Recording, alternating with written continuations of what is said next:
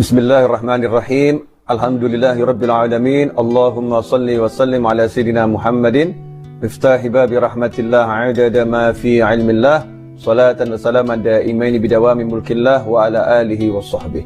Assalamualaikum warahmatullahi wabarakatuh. Jangan lupa awali dengan basmalah dan sholawat.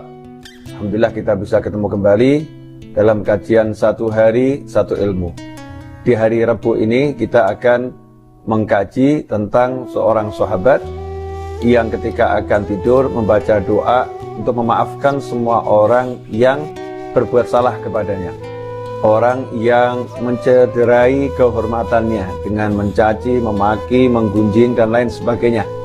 Sahabat tersebut ketika akan tidur membaca doa dan doa itu diabadikan ya dalam hadis yang diriwayatkan oleh Ibnu Najjar. Coba dibuka dulu aplikasi satu hari satu ilmunya.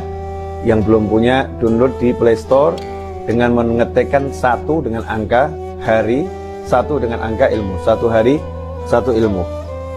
Doa yang dibaca oleh Ulbah bin Zaid radhiyallahu anhu adalah Allahumma inni tasaddaqtu bi'irdi ala ma nalahu min khalqik.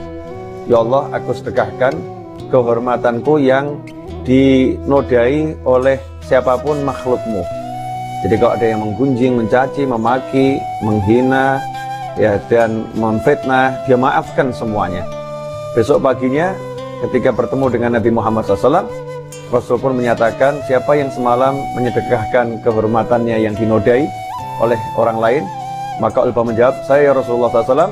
Rasul pun berkata, sedekahmu diterima oleh Allah Subhanahu wa Ta'ala. Artinya kalau sedekahnya diterima sama Allah, Masya Allah, diberi balasan yang luar biasa oleh Allah Subhanahu wa Ta'ala. Nah, ini sedekah yang mungkin tidak pernah kita bayangkan. Selama ini kita bayangkan sedekah dengan harta, ya sedekah dengan uang, sedekah dengan materi. Tapi rupanya dia menyedekahkan dirinya. Kehormatannya disedekahkan, nggak jadi masalah. Kamu caci, kamu maki, kamu hina, saya maafkan kalian semua. Tentunya ini hal-hal yang berhubungan dengan pribadi. Ya, berhubungan dengan pribadi, bukan berhubungan dengan hukum-hukum Allah Subhanahu wa Ta'ala. Jadi memaafkan orang lain sehubungan dengan yang mencederai pribadi kita. Jangan pakai dalil ini untuk hal-hal yang berhubungan dengan hukum-hukum Allah Subhanahu wa Ta'ala. Kalau ada hukum Allah dicederai, hukum Allah diabaikan, maka tugas kita adalah amar ma'ruf nahi mungkar. Kemudian teruntuk orang yang melihat orang lain menggunjing, yang memfitnah, tugas kita juga amar ma'ruf nahi mungkar. Semua ini untuk diri kita sendiri. Ketika kita dicederai kehormatan kita, kita dicaci, dimaki, dihina kita, maka kita hendaknya memaafkan, dan itu derajat yang tinggi di sisi Allah Subhanahu wa Ta'ala. Sebagaimana dalam sebuah riwayat disebutkan ada seorang sahabat yang masih ada di luar masjid, kemudian Nabi SAW yang waktu itu berada dalam masjid duduk bersama sahabat yang lain berkata, sebentar lagi akan masuk ke dalam masjid ini seseorang penghuni surga.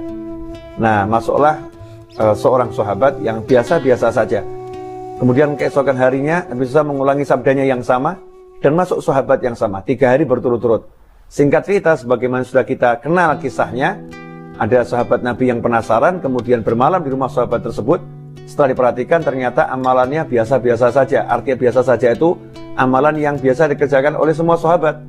Sholat wajib berjamaah, ya. Kemudian dia tidak punya amalan yang istimewa. Malam juga tidak tampak tahajud.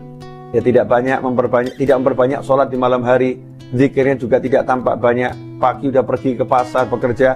Maka ditanya oleh sahabat tadi, saya 3 hari berturut-turut menyaksikan dengan mata kepala saya sendiri bahwasanya Nabi SAW menyatakan engkau penghuni surga, apa amalanmu? Maka dijawab, saya nggak punya amalan apa-apa. Setelah sahabat itu akan pergi, dipanggil lagi, saya cuma punya satu hal nih, setiap saya mau tidur saya maafkan semua orang, sehingga kalau saya bangun tidur tidak ada di hati saya rasa benci kepada seorang muslim pun. Hati saya itu memaafkan semua orang. Nah, inilah yang menyebabkan masuk surga, ya, yang kelihatannya amalan sederhana, sepele, tidak seperti tahajud yang kelihatan, tidak seperti sholat duha yang kelihatan. Ini amalan hati yang tidak tampak kecuali oleh Allah yang Maha Kuasa. Makanya yuk kita jadikan hati kita ini pemaaf dan penuh cinta.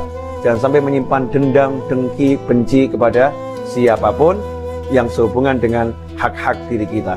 Tapi kalau sehubungan dengan hak-hak Allah Ta'ala, yuk kita tegakkan hak Allah, kita bela hak Allah, kita tegakkan ajaran Allah Subhanahu wa Ta'ala, ya kita selenggarakan dengan baik apa yang diwajibkan dan kita ajarkan kepada siapapun, amar ma'ruf nahi mungkar. Semoga bermanfaat.